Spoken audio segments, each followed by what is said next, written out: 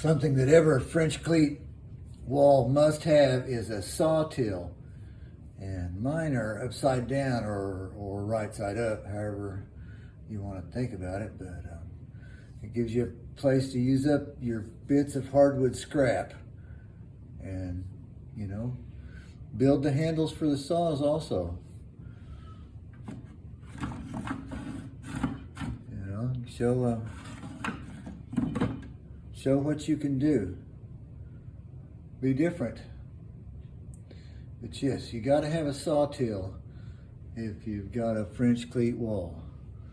And you might as well have really good looking handles, curly maple, and saws that you made yourself. Cut the teeth on this one and everything. So, yep.